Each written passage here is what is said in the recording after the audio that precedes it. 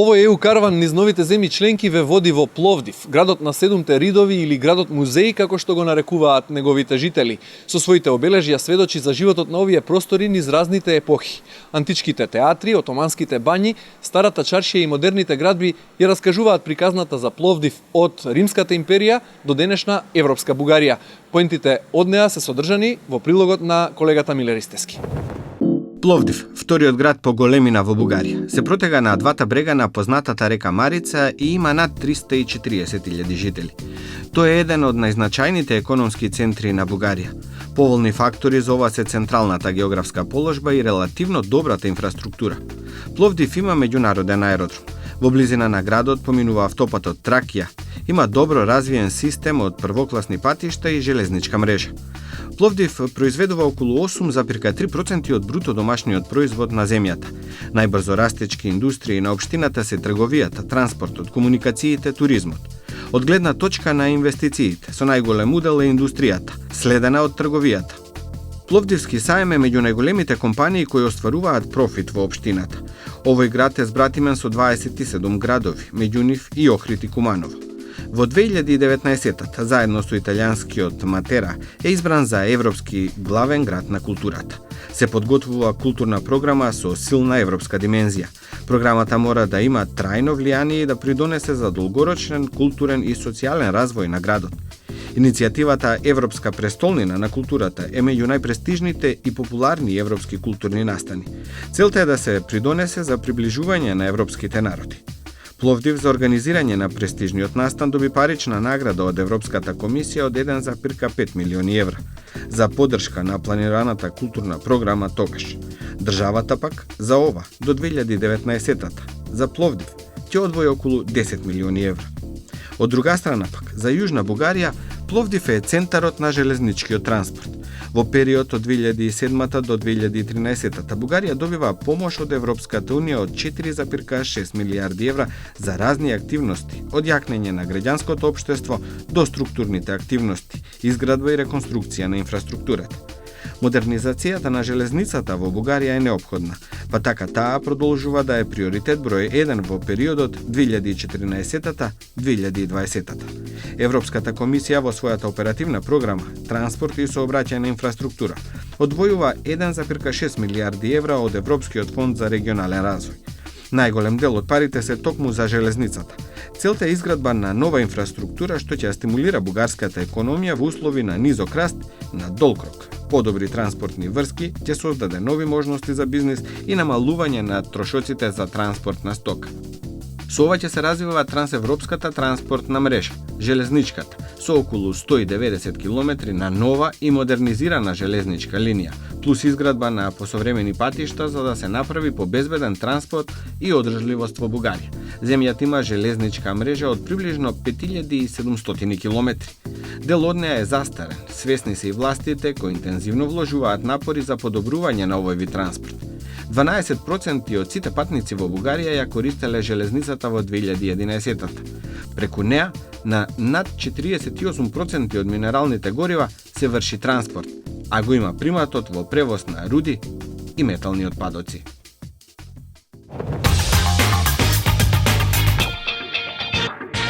Еден од најголемите предизвици за пловдивската администрација е организацијата на големиот настан што во градот ќе се случува по 4 години. Пловдив ќе биде Европска престолнина на културата во 2019-та. Домаќините имаат амбициозни планови. Со помош на врвните светски уметници и гостопримството на пловдивци, заедно, како што прочеме и мотото на овој проект, да се представат во вистинско европско светло.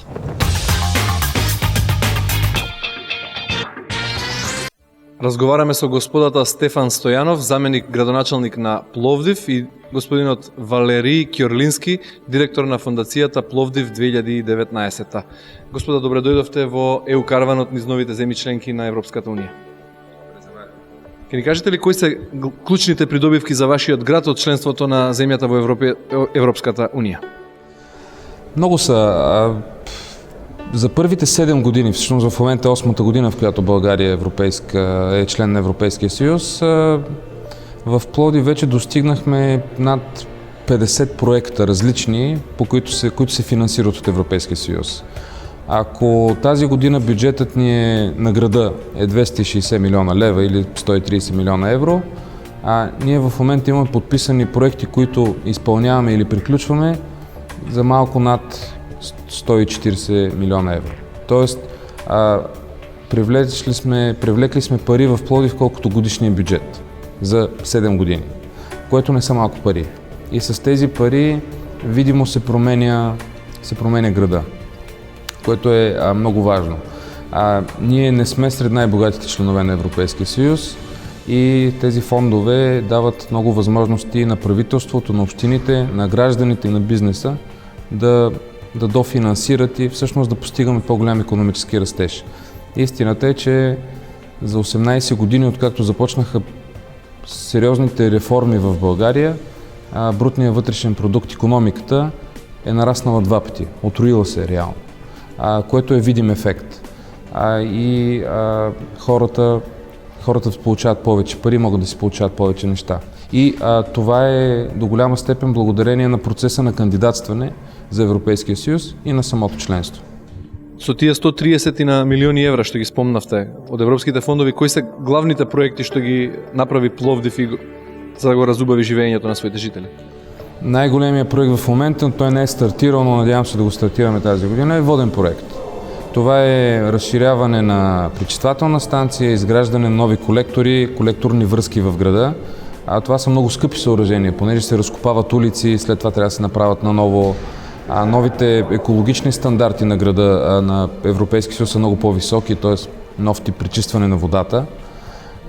И този проект е важен, не че няма как да си го позволим с общинския бюджет. В момента тази година ще приключим голям транспортен проект за над 20 милиона евро, който предполага ново управление в целия град на трафика. Т.е. умни светофари, зелени вълни, софтуер, който следи къде има задръствания и ги отпушва, електронни билети в градския транспорт, въобще цялостно управление на транспортните потоци в града. Нещо, което коренно ще промени града. Очакваме, освен да получим по-добър транспорт и по-малко задръствания, да повишим качеството на въздуха в града. Когато намаляваш в пиковите часове задръстванията, има по-малко изгорели газове. Така че ефектът ще е много голям и много голям брой хора ще го усетят. Това е смисъла. Както ви казах, над 50 проекта сме изпълнили или в момента довършваме. Към края на годината ще започнем да кандидатстваме и по новите програмни схеми, които в този вече 7 годишен период, новия 7 годишен период ще бъдат отворени. Така че е важно тази година да приключим голяма част от проектите. Но с европейски средства обновихме градските паркове на града и те в момента имат съвсем различен вид. С европейски средства подобрихме енергийната ефективност на над 60% от цялата учебна инфраструктура. Говорим за близо 200 сгради общо, които са ремонтирани, санирани основно, намалили сме разходите за ток и за парно и децата учат в една по-добра среда. Всичко това се прави с основното финансиране от Европейския съюз. Разбира се, и ние съфинансираме, за да имаме ангажимент, но без тези средства ще да е много по-трудно. Еден од главните предизвици за Пловдив и организацијата на големиот настан во 2019-та, вашиот град ќе биде европска престолнина на културата. Како тече подготовката за тоа? Подготовката тече добре. Подготовката е започнала от 2010 година, когато взехме решение града да кандидатства и изминахме много дълъг път от това да подготвим, да разберем какво всъщност е Европейска столица на културата, да разберем какво ще донесе тя на града, за да можем да я използваме максимално добре. Тъй като не бяхме сигурни кой ще спечели, защото 8 български града кандидатстваха, ние се готвихме много усилено с програма и на 2 кръга кандидатстване спечелихме миналата година на 5 септември. Така че от сега започваме един дълъг нов период на реализация на това, което сме предвидели в документацията и в спечелването. Ако придобивките од членството на Бугарија во Европската унија се толку бројни, како што кажавте, откаде тогаш растечкиот евроскептицизам кај бугарските граѓани? Во анкетите што ги правиме ние на улиците во бугарските градови, повеќето од луѓето велат дека членството во Европската унија не донесе голема полза за бугарите. Не знам, всички официални статистики показват, че голяма част от българското население е доволно от членството в Европейския съюз. И говорим за над 70%. Преди това, дори ако щете, имахме визи и нямахме право да пътуваме свободно. В момента пътуваме с личните си карти. Да, понякога ни се иска икономиката да нараства по-бързо, да й получаваме повече средства, пенсиите да са по-големи, но тежкото наследство от комунизма не позволява да бъдем на нивото на Централна и на Западна Европа. Тоест, налага ни се да работим по-усилено и по-дълго и да изминем и нашия път, както и нашите партньори от Европа. Това по-голямата част от хората го разбират. Да, за по-възрастните хора е трудно, понеже не получават големи пенсии и трудно се живее така. Но активната част от хората от населението разбира, че трябва да се работи здраво, за да бъде държавата по-добра и да се развива по-добре. Што ќе значи за вас како град, како општина, организацијата на таков настан Пловдив Европска престолнина на културата во 2019-та? Ќе донесе повеќе туристи, што друго? Туристи със сигурност ще има повече. По принцип Пловдив е туристически град. Тук културният туризъм е много силен и събитийният туризъм. За миналата година над 600-700 хиляди туристи са били в Пловдив. Очакваме до 2019 да станат над 2 милиона. Но всъщност Европейска столица на културата е огромна възможност и за Пловдив, и за страната да се рекламира в Европа, да се покаже по един различен начин, със своята култура, със своите ценности и да привлече много съдържание от Европа и от света. Така че за Пловдив е огромен шанс да стане по-видим, по-известен на света и да привлича повече бизнес и туристи.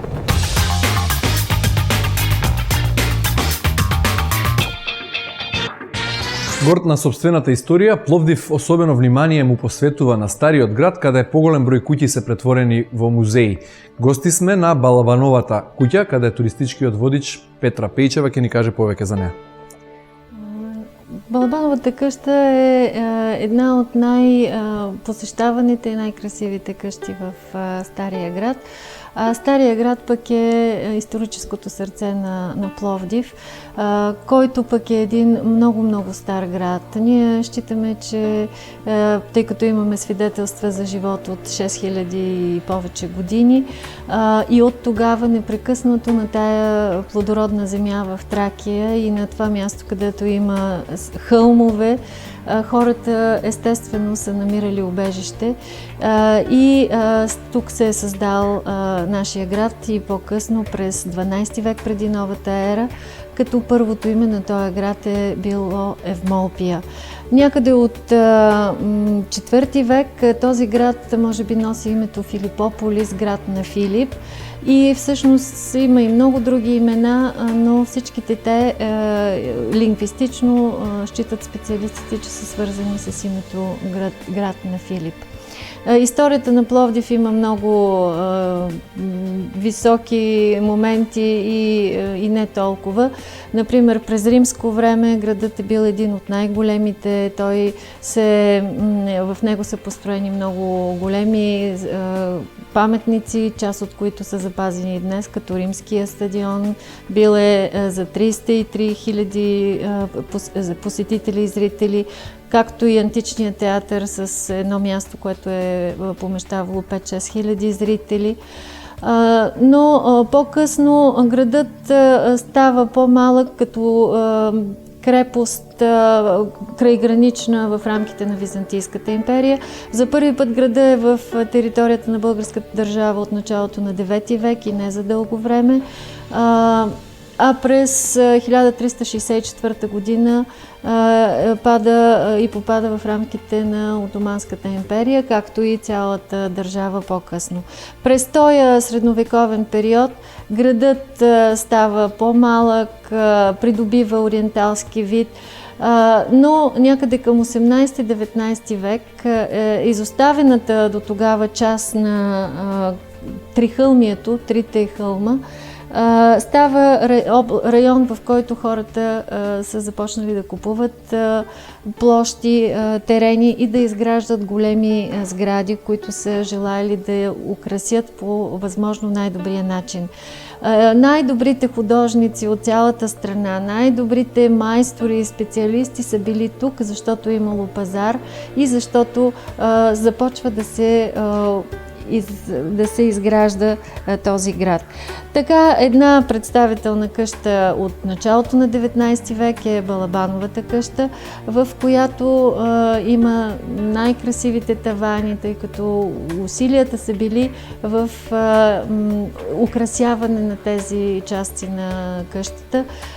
И къщата днес привлича много посетители, както и е място за много културни срещи. Кои са най-бройни туристи и колко посети имате на ден? Посетители през туристическия сезон имаме в десетки, в стотици понякога, а в слабия сезон имаме по-малко посещение, разбира се. Дали по влезот на Бугарија во Европската Унија се зголеми бројот на посети?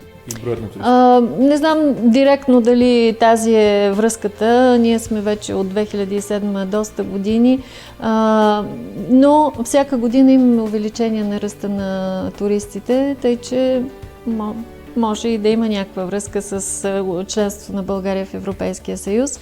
Във всеки случай, европейската политика по отношение на културното наследство е изключително напреднала. Тя е една политика, която е един стимул за нас, ако сме малко изостанали, да се равняваме с тези образци в политиката на опазване на културното наследство, каквато е в страните, по-напредналите страни в Европейския съюз.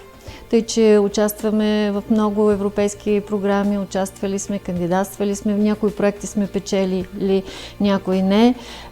Разбира се, държавата, основна роля за поддържане на паметниците на културата е на държавата и нещо положително е, че напоследък имаме доста големи инвестиции в опазване на културното наследство, дори с Балабановата къща, през тази. Миналата година и през тази има сериозни суми, които се инвестират. Но друг източник за финансиране естествено са европейските фондове и те и до сега са били източника и през следващия програмен период също пък перспективите са по-големи. И в контекста на това, че България след 5 години трябва да привлече очите на хората с това, че е европейската столица. И което е наистина уникално, защото този фокус от Западна Европа, от Пилзен сега, от Марсилия, от Кошице ще се насочи към Балканите и наистина това е много ценно за целия регион. Какви манифестации се предвидени во програмата? Што најмногу ќе организирате во текот на 2019-та? Ние не сме ясновици да знаем какво ще бъде актуално през 2019 година. Това е голямото предизвикателство. Света е много променчив, много бързо се променя, но ние сме предвидели една гъвкава програма, която да бъде надграждана всяка изминалата година, всеки месец, с актуалните и важни неща, които се случват в света. Нашата програма е направена на 4 основни сектора, 4 основни големи платформи, които включват различни части от живота, защото ние не разбираме културата като изкуство само, а и като начин на живот. Един от тях, да кажем, мога да ви дам пример, единият е Fuse, на английски, защото такива са изискванията, което означава включване. Това е включването на малцинствата, на различни генерации в града, в едно общо дело, в едно общо разбиране за живота, в едно подобряване на живота в града. Говоря за интеграцията както между ученици, възрастни и студенти, например, в един град, така също и на малцинствата. Имам предвид ромското население, имам предвид също в Пловдив живеят гърци, турци, арменци, много голямо общество, с които нямаме никакъв проблем, но въпреки всичко нашият слоган "Заедно" е много важен и той е основополагащ. Затова тогава една част от нещата, които се случват са социални, една част е за високо изкуство, което ще привлечем. Знаете, ние сме в сградата и на нашата опера, за която операта ни ползва залата. Ние имаме една изключително добра опера, музикална, имаме изключително успешно музикално училище. Само като пример ще ви дам, че възпитаничка на нашето музикално училище в Пловдив е концертмайстора на Метрополитен. Първата жена концертмайстора на Метрополитен, Елмира Дърварова. Така че музикалната част е много важна за нас. Освен наличието на изключителен музикален потенциал, ние имаме и места, където да го реализираме. Например, Античният театър е един от добре поддържаните антични театри в Европа и не казвам, че е най-големия и най-хубавия, но той е един от най-използваемите.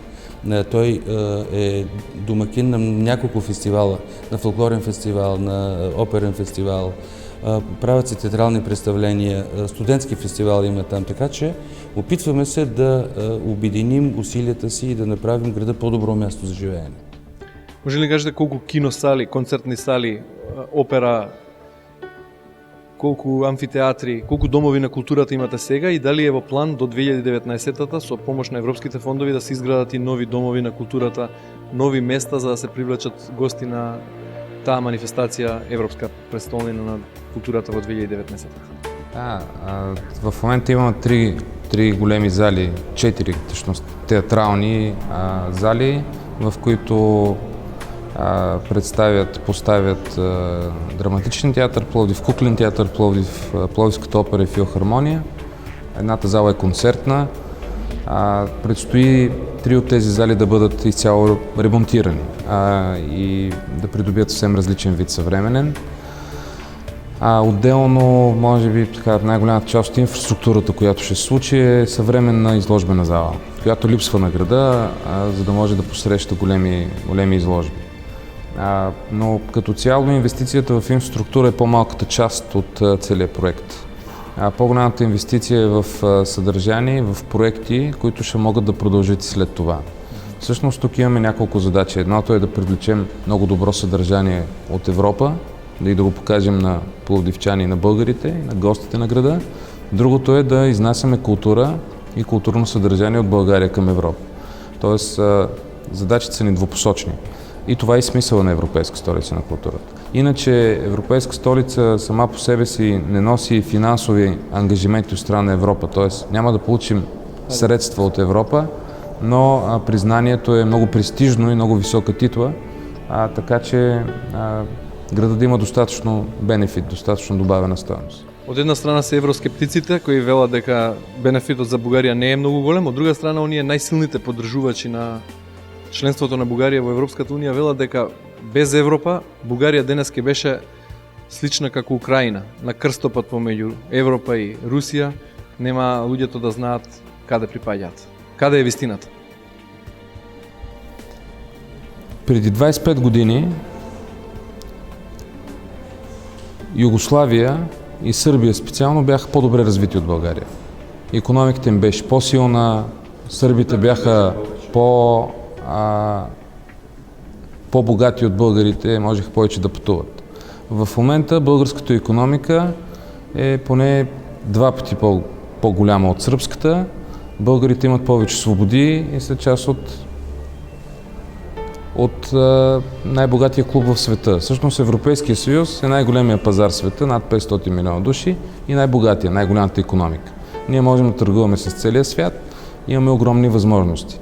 Ако не бяхме тръгнали да кандидатстваме въобще, щяхме да сме най-вероятно на нивото на Сърбия, на Украина, на Молдова, страни, които са под влияние на Русия и търпят огромен негатив от това.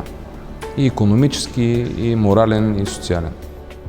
Кои се врвните уметници кои планирате да ги поканите во 2019-та под мотото Together?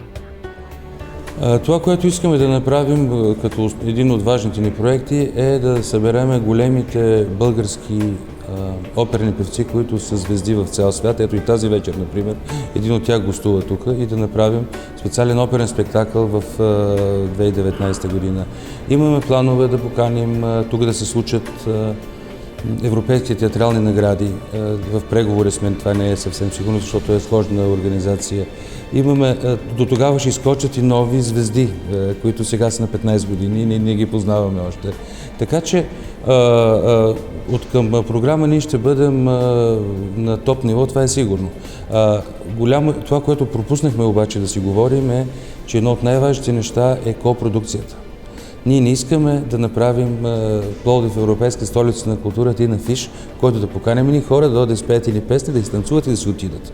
За нас е важно какво ще стане през 2020 година, какво ще остане като наследство за града. Това трябва да е един дълъг процес, който града изгражда собствен капацитет, културен капацитет, променя живота на хората и продължава, не свършва през 2019. Много важно, 2019 ще я направим, то е ясно. По-важно е какво ще случи 2020. Не искаме да става дупка, която да е нищо след голямата дата. Това е цял път, а не е афиш. Това е отговора. Каква е европската перспектива на Пловдив и на Бугарија? Како ја гледате вашата земја и вашиот град по 10 години? Със сигурност по-развит с по-силна икономика, но иска много да се работи. Членството в Европейския съюз не е привилегия, то дава много възможности, но всъщност всяка една държава трябва да се ги извоюва. И вече от всеки народ, от всяка държава зависи колко богат ще е след 10 години, къде ще се развива след 10 години или пък няма да се е развила. Тоест Европейския съюз носи много ангажименти, има и много блага, но иска да се спазват общи европейски световни правила, да се съобразяваш с 27 партньори вътре и да работиш здраво, за да бъдеш на нивото на останалите и да им получаваш максималното от това членство. Ова зад мене е саемот во Пловдив, најголем во југоисточна Европа, се простира на површина од 350.000 метри квадратни, располага со 18 хали. Основан е уште во далечната 1892 година, но вистинскиот бум го доживува во првите години под влезот на Бугарија во Европската унија.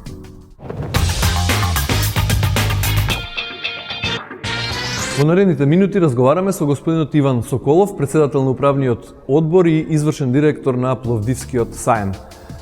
Господин Соколов, добре дојдовте во ЕУ караванот низ новите земји членки. На почетокот ве молам, кажете ни нешто повеќе за Пловдивскиот саем. Благодаря за този въпрос. Това е много интересно нещо, много се радвам. Искам да ви кажа, че откакто България е член на Европейския съюз, безспорно възможностите, които се показват от програмите, финансовите програми на Европейския съюз, фирмите имат възможност да усвояват средства, с които да подпомагат иновациите си и да извършват по-мащабни маркетингови мероприятия, една част от които извършват и правят на Международен панаир Пловдив, както и в другите панаири по Европа и света. По отношение на общата европейска стратегия за развитие на нови продукти, за развитие на конкурентоспособността на предприятията, панаирите играят много важна роля и ние, като част от тази икономическа ситуация, мисля, че се възползваме приятно. Има финансови ресурси от Европейския съюз, които подпомагат панаирната индустрия, но тези средства отиват в фирмите.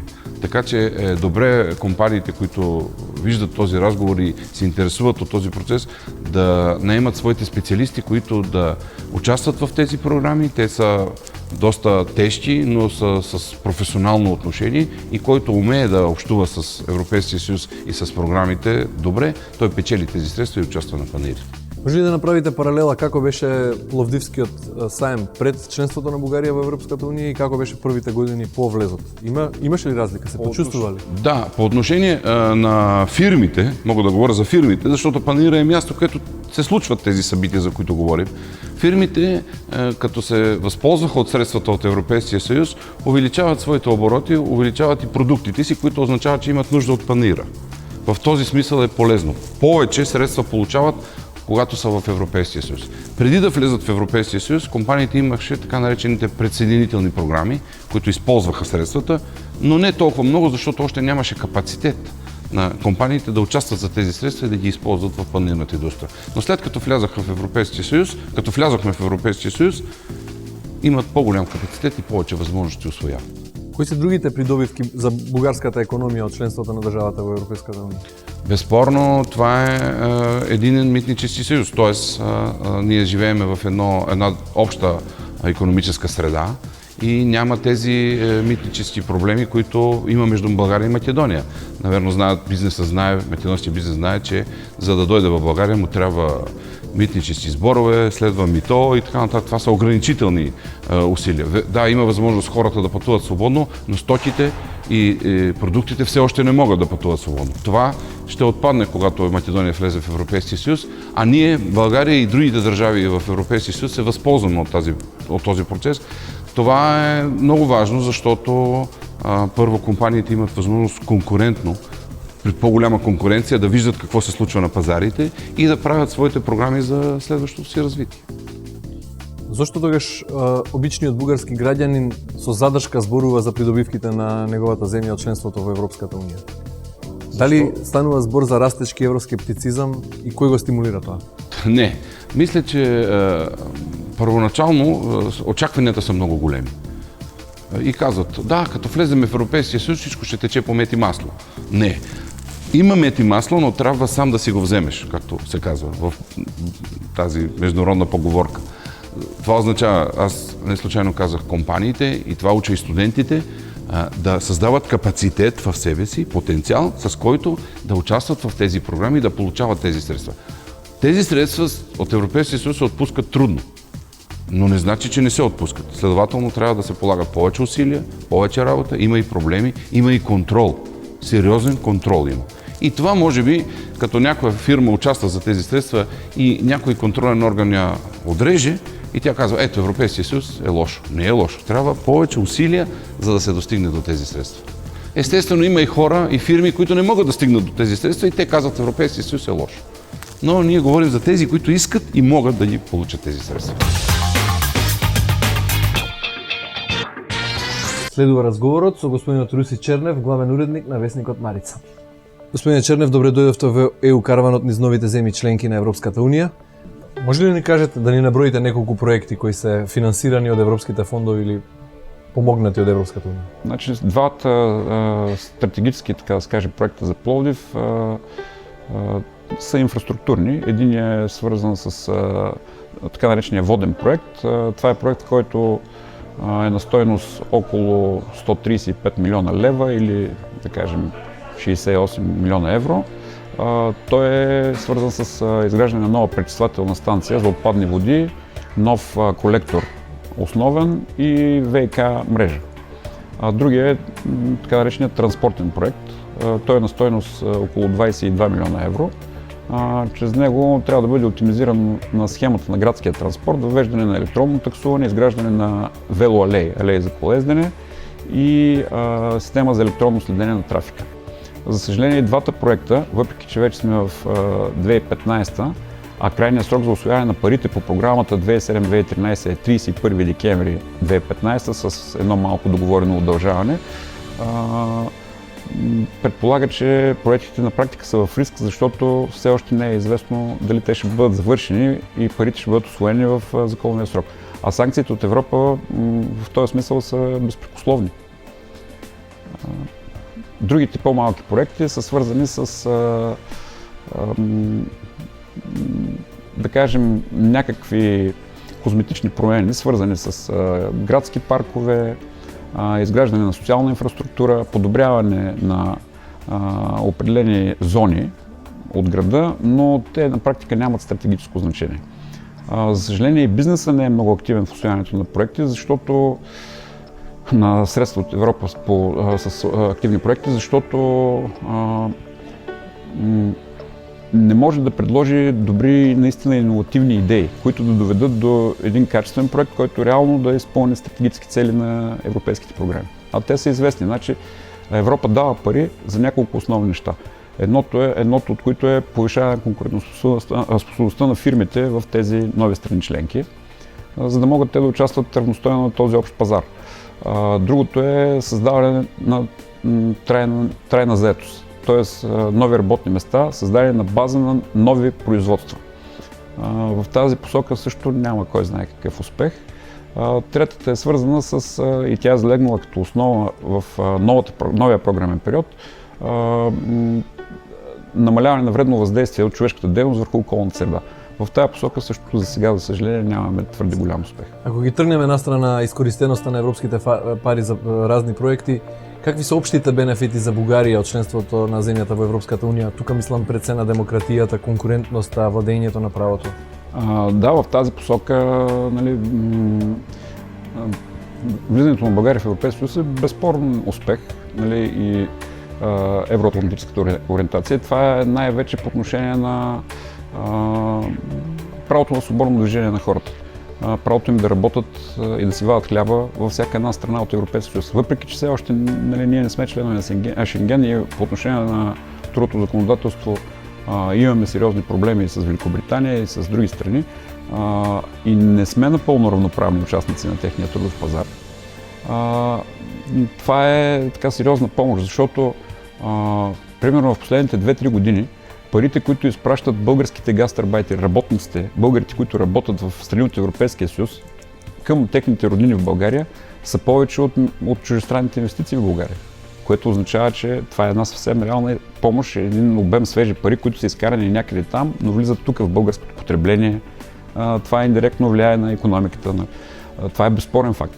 По отношение на демокрацията, нали, това е напълно ясно и безспорно, че от влизането в Европейския съюз има само ползи, а не негативи. Въпреки че у хората има определени настроения във връзка с така по-усложнените взаимоотношения между Европейския съюз и Русия, един традиционно силен наш пазар, и ограниченията, които идват с българския бизнес от това, че като член на Европейския съюз ние имаме ангажименти да участваме в някаква форма на санкции или на рестрикции спрямо руския пазар. Това са определени затруднения, които бизнеса усеща, но в крайна сметка, нали, по-важно е ние да бъдем част от европейския пазар и не можем да разчитаме на тази инвестиционна и друга подкрепа чрез европейските фондове, а в същото време да не се съобразяваме с правилата, нали, и да искаме да имаме някаква собствена, съвсем независима политика. Пловдив во 19 век бил голем културен, економски и социјален центар. Каков е Пловдив денес во Европската унија? Ами, както всички български градове, нали, очакванията беха, че с влизането в Европа се отварят наистина много сериозни перспективи за бизнеса и за обикновения човек. По отношение на това по-лесно намиране на работа, по-високи доходи. За съжаление, ние вече преживяхме 2 периода на така усвояване на европейски средства. Това е така наречения предсъединителен период и първия програмен период, наречен условно 2007-2013. Бързо разбрахме, че всъщност това не е лесен път, че парите от Европа не са нещо лесно, не идват даром и за тях наистина трябва много сериозна подготовка и много сериозна работа. Реално градът все още така е в етап на изграждане на основните проекти, които са финансирани с европейски средства от първия програмен период и съответно има леко забавяне в подготовката му за усвояване и създаване на добри качествени проекти за следващия 2014-2020. Заминуваме од Пловдив со впечаток дека жителите на овој бугарски град многу брзо ги увидоа предностите од членството на нивната земја во Европската унија и со сите сили запнаа максимално да ги искористат можностите што им се ставени на располагање. Парите од европските фондови се заокружени, проектите подготвени. Првиот посериозен тест за европски Пловдив е по само неколку години, додека градот интензивно се подготвува со сиот сјај да светне како европска културна престолнина, EU Карванот ја продолжува својата турнеја низ новите земји членки. Довидување во следната епизода.